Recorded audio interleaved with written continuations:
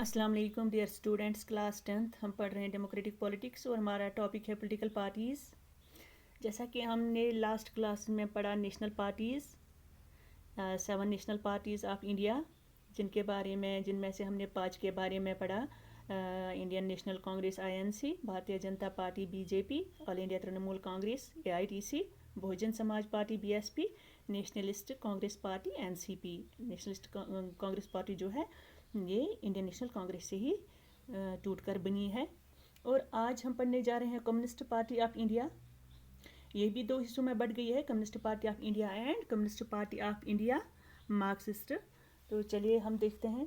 Communist party of India formed in 1925, यानी ये पार्टी वजूद में आई 1925 में। Believes in Marxism Leninism, secularism and democracy. पहले हम देखते हैं मार्क्सिज्म लेनिनिज्म क्या है।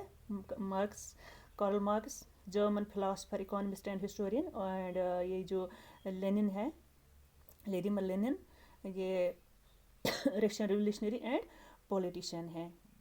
तो इनकी जो आइडियोलॉजी है वो है कि क्लासलेस सोसाइटी। ये क्लासलेस सोसाइटी पर जोर देते हैं, यानी मसावात पर मुबनी माशरा, जिसमें मुल्क की जो पैदावार के ज़राए हो उन पर हर फर्द का यकसां हक हासिल, हर फर्द को यकसां हक हासिल हो, ऐसा निज़ाम ये चाहते हैं।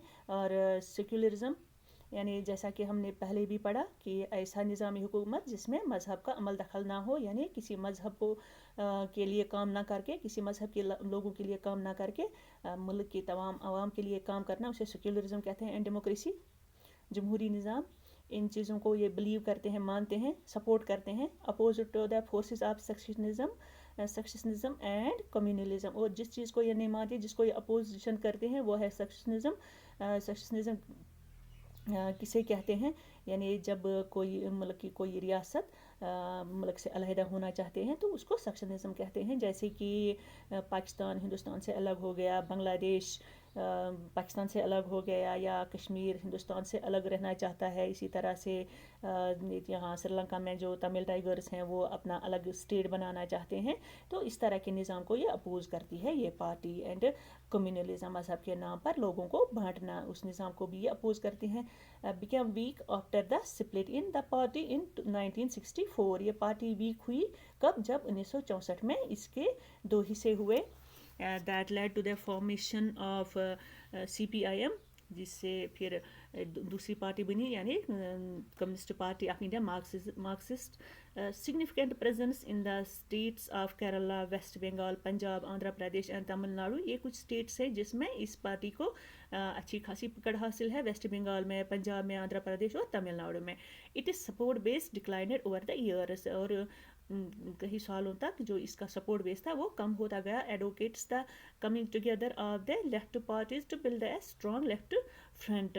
और ये वकालत करती है किसकी? जैसा कि हमने पढ़ा कि 2004 में 3 बड़े अलाइंसेस बने, जिसमें हमने पढ़ा NDA बना, UPA बना। तो उसमें हमने पढ़ा था कि जो तीसरा बना था वो थर्ड फ्रंट बना था, लेफ्ट फ्रंट या थर्ड फ्रंट। तो ये उसमें प्रोमिनेंट रोल अदा करती है ये पार्टी। तो और इसलिए ये चाहती है कि जो छोटी छोटी पार्टीज़ हैं वो मिलकर इस थर्ड फ्रंट को, लेफ्ट फ्रंट को मजबूत बनाएं। फिर है ये जो इससे टूट कर बनी है communist party of India Marxist, CPIM, founded in 1964। ये पार्टी 1964 में बनी जब ये इससे टूट गई। तो बिलीव्स इन मार्क्सिज्म लेनिनिज्म, ये भी मार्क्सिज्म लेनिनिज्म को मानती है। Support socialism, secularism and democracy. अब ये जो है ये सोशलिज्म को मानती है, यानी सोशलिज्म, जो सोशलिज्म का मानी है ये जो रियासत में जो तमाम तरह के मिल्कियती हुकूक होते हैं वो ये चाहते हैं कि वो रियासत के पास होने चाहिए, किसी एक फ़र्द के पास नहीं। एंड सेक्युलरिज्म यानी कि मज़हब को बगैर मज़हब के हुकूमत चलाना, ये मुल्क का निज़ाम चलाना। एंड डेमोक्रेसी और जमहूरी निज़ाम। And opposes imperialism and communalism. Imperialism यानी साम्राज्य निज़ाम, जैसे कि अंग्रेज़ आए और हिंदुस्तान पर कब्ज़ा कर लिया, इस तरह से, यानी अपने मुल्क से बाहर जाकर किसी दूसरे मुल्क पर कब्ज़ा करना, ऐसे निज़ाम को ये अपोज करते हैं, नहीं मानते हैं। एंड कम्युनलिज्म यानी ये मज़हब के नाम पर समाज को बांटना, रियासत को बांटना, ऐसे निज़ाम को ये नहीं मानते हैं। enjoy strong support in West Bengal, Kerala and Tripura, especially among the poor factory workers, farmers, agricultural labourers and intelligentsia. तो इस पार्टी को जो सपोर्ट हासिल है वो वेस्ट बंगाल से, केरला से और त्रिपुरा से। और किन लोगों से? जो पुअर फैक्ट्री वर्कर, फैक्ट्रीज में जो गरीब लोग काम करने वाले हैं, खेतों में काम करने वाले, एंड इंटेलिजेंसिया, और जो दानिश्वर तबका है, यानी जो पढ़े लिखे लोग हैं, फिलोसफर्स हैं, लिटरेचर पढ़ने वाले लोग, वो भी इस पार्टी को सपोर्ट कर रहे हैं। Was in power in West Bengal without a break for 34 years. और इस पार्टी की हुकूमत रही वेस्ट बंगाल में बिना किसी ब्रेक के 34 साल तक।